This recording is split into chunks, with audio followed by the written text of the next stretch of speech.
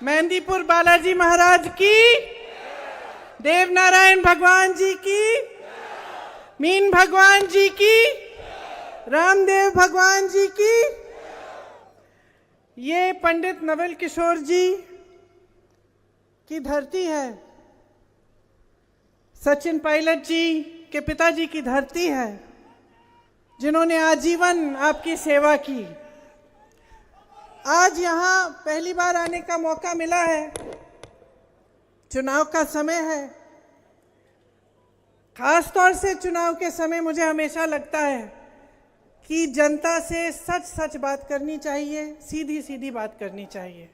भाषण आप सब बता रहे थे कि कितने लोग आए हैं, कितने बड़े बड़े नेता आए हैं, सबने आपको अच्छा खासा भाषण दिया होगा, आपने सुना होगा।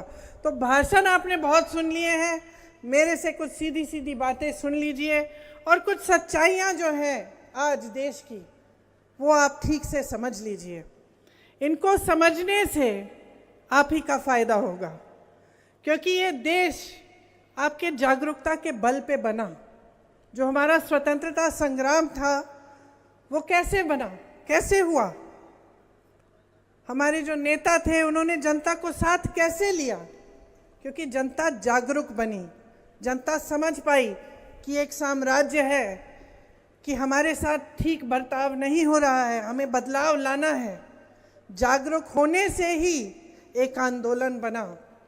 और सिर्फ महात्मा गांधी जी, जवाहरलाल नेहरू जी जैसे बड़े बड़े नेता नहीं थे इस आंदोलन में, आपके पूर्वज थे इस आंदोलन में, किसान थे, उस समय के जो नौजवान थे, सब आंदोलन के हिस्से इसलिए बने क्योंकि उनको ये समझ में आई बात, ये जागरूकता उनमें आई कि हमारे साथ गलत हो रहा है। इसलिए जब मैं कहती हूँ कि आपसे मुझे सच्ची बात करनी है, मैं चाहती हूँ कि आप भी जागरूक बने और ध्यान से मेरी बातों को सुने। देखिए, मोदी जी यहाँ आए, भाषण सुना आपने उनका? नहीं सुना? भाषण सुनना चाहिए सबका, तभी तो पता चलता है कि असली कौन है, नकली कौन है ना? मैं तो सुनती हूँ, मैंने सुना उनका भाषण, मैंने उनका भाषण सुना और सच्चाई ये है कि मुझे उनकी बातें अब हल्की लगने लग गई हैं। हो सकता है शुरू में उनकी इच्छा थी कि कुछ करेंगे, लेकिन 10 साल बाद, इतने सारे झूठे वादों के बाद, इतनी सारी बड़ी बड़ी बातें करने के बाद फिर भी आज रोजगार नहीं है देश में, आज महंगाई इतनी बढ़ रही है, पूरा नहीं कर पाए। इसलिए मुझे लगता है कि उनकी बातें अब हल्की पड़ रही हैं। आपने सुना होगा, एक वीडियो देखा होगा कि इनके कई सांसद और इनके कई पार्टी के सदस्य ये कहने लगे हैं अलग अलग प्रदेशों में कि जब हमारी सरकार आएगी हम संविधान को बदलेंगे। मंच पर मोदी जी संविधान की बातें करते हैं। कल भीमजी राव अम्बेडकर जी का जन्म दिवस था, उनके बारे में खूब बातें की, संविधान की बातें की, लेकिन अपने लोगों से कहते हैं कि तुम जाओ, जनता के बीच जाओ और बोलो कि हम संविधान को बदलेंगे। तो सोचिए ये क्यों हो रहा है? ये बातें जो इनके लोग इधर उधर से उभारते हैं, आस्ते आस्ते जनता के मन में डालते हैं, और बाद में जब सरकार आती है तो ये ऐसे निर्णय लेते हैं जो जनता के खिलाफ होते हैं। इस संविधान के लिए महात्मा गांधी जी लड़े, जैसे मैंने कहा आपके पूर्वज लड़े।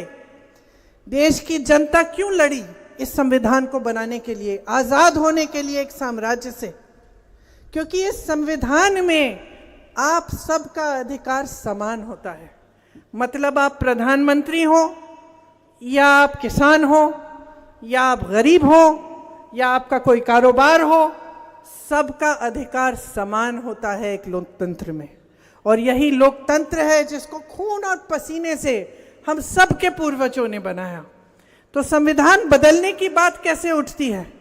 संविधान बदलने की बात यूं उठ रही है कि आपके अधिकार छीनना चाहते हैं, और ये इस तरह से करना चाहते हैं कि आपको पता भी ना चले कि हो रहा है।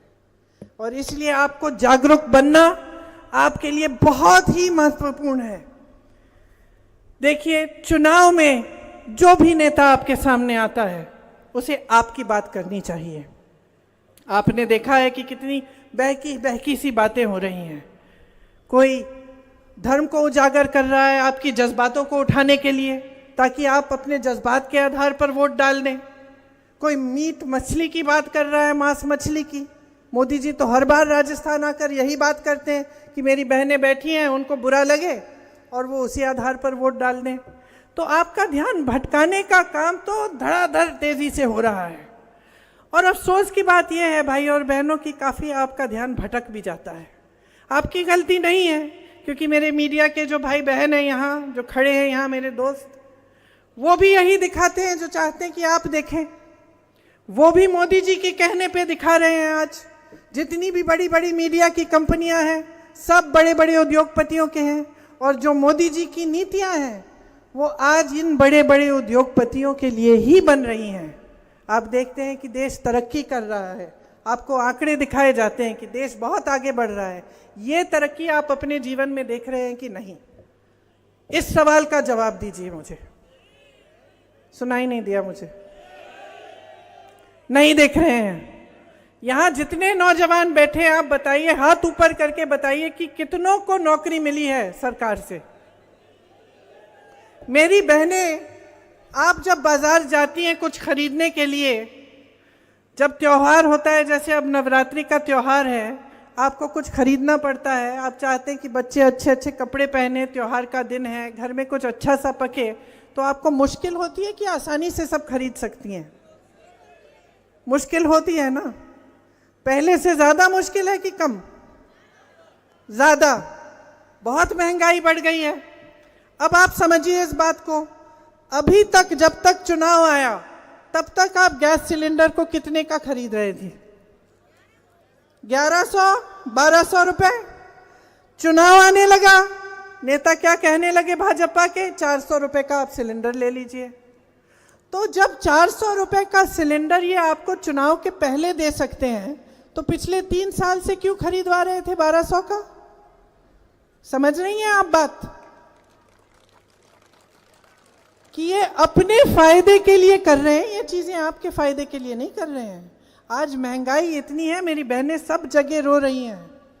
जहां मैं जाती हूं कि हम कैसे करें, हम खुद कमा रही हैं, हम खुद काम कर रही हैं खेती में, लेकिन पूरा हो नहीं रहा है। मेरे भाई रो रहे हैं, किसानों का पूरा हो नहीं रहा है कि जितना भी काम करें वो खेती में, कमाई पूरी हो नहीं रही है खेती से।